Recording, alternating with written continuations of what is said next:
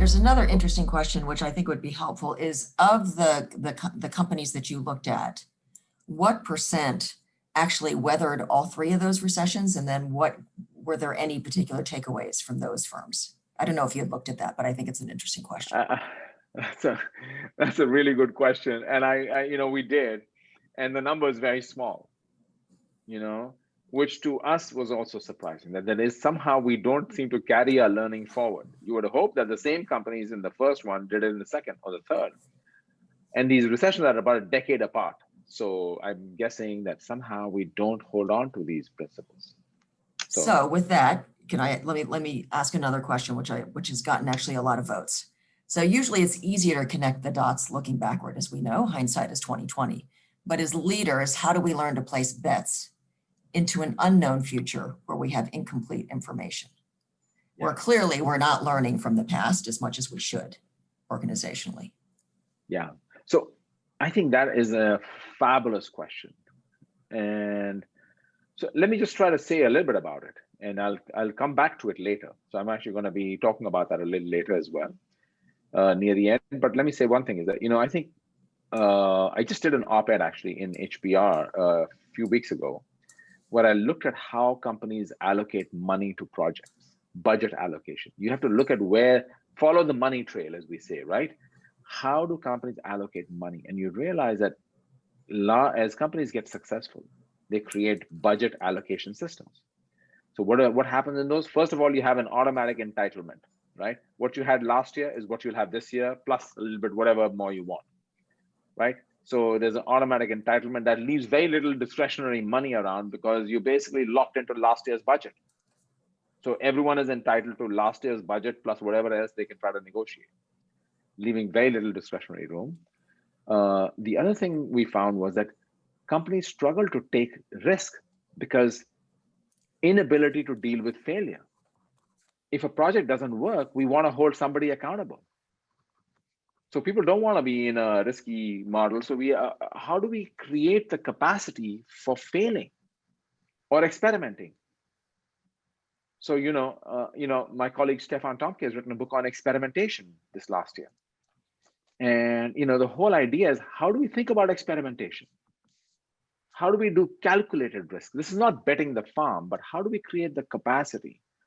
And I think you're right, there's some great cases. The Lego case series is a fabulous case series on how Lego turned themselves around, and I'll talk about that in a minute. I just interviewed Jorn, the former CEO, and I can give you some great other observations coming in here. Those are great questions. Wow.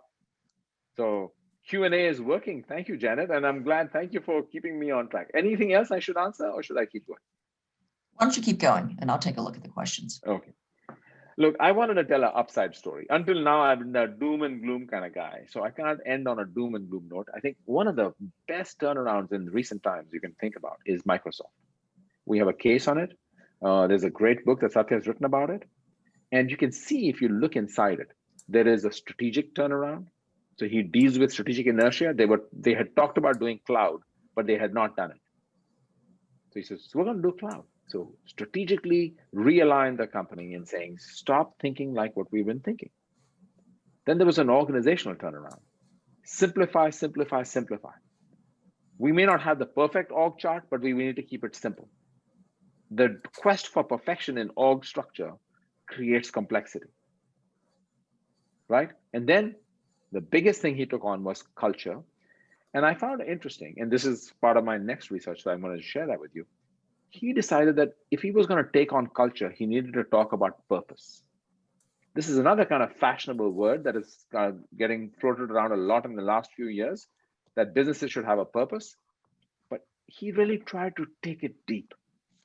Why do we exist? Now, it sounds like just a mission statement, kind of a abstract question. But if you take purpose seriously and allow your strategy and the conversation and culture to flow from that purpose, it can be a very profound effect. And purpose today in a multi-stakeholder world needs to think about what is our place in society? So it also gives you some anchor on how to engage the different stakeholders with whom we must engage. So, and you can see the story is remarkable. I mean, I can tell you that, you know what, he said, at one level, you say he set a strategy, right? 3 things he's going to focus on: simplify and collaboration. That's what I'm going to do with the org chart. And then he said, I'm going to take on the culture. So it looks pretty straightforward, but I think you have to catch the nuance. And I interviewed Satya a few months ago. For him, culture and purpose were the foundational pillars around which all of this is going to happen. If you look at Lego, by the way, Lego too dug into its history to come up with a purpose. They found the founder had written something way back, decades ago, and they dusted it off and said, that's our purpose. And let's interpret that for ourselves. And then now let's build our organization around that. So that's what we have to think about. I think the biggest question we can ask ourselves is,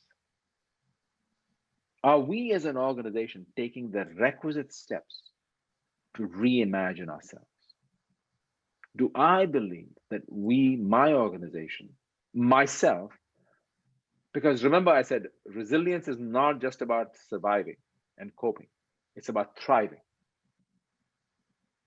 So how are we in this time of adversity? What are we doing? And I won't ask this poll question to you, but I think or maybe I will. Let's just take last poll. To what extent do you believe that your organization and you are really doing everything you can to reimagine yourself right now? And this is anonymous, so feel comfortable to fill it out candidly.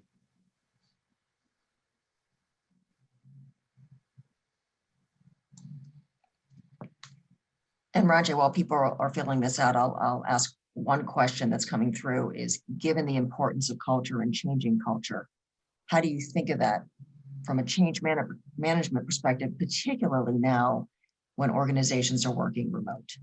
So it adds another layer of complexity to that. Yeah, that is another excellent question. And I think that makes it just much more harder. But I think as we're working remotely, I'm just trying to see the positive in that, is that we give us a chance to step back and really reflect on the nature of how we interact and work together. So that's one. The other one is remote work isn't going away. We may not be permanently remote. We won't be all remote like we may be right now. But the reality is people are going to want to work 2 days a week, 1 day a week at home. We're going to have more remote teams. We're going to have people working from remote locations. We will have less business travel, more Zoom meetings. So we're going to have to learn to shape, and that puts the burden even more, because when you're not physically monitoring somebody, I learned this thinking about Southwest Airlines and Alaska Airlines. They said, when you have people working remotely, you need culture even more, because no one is watching. How are they choosing to behave at a time when no one is watching? So culture and purpose become even more critical as we think about this. Great question. So look at that. We have variance. So good news, glass half full. There's a bunch of you who's trying to do this, but how about half? And so this becomes the real question, that in times of adversity, are we really using it to reimagine ourselves?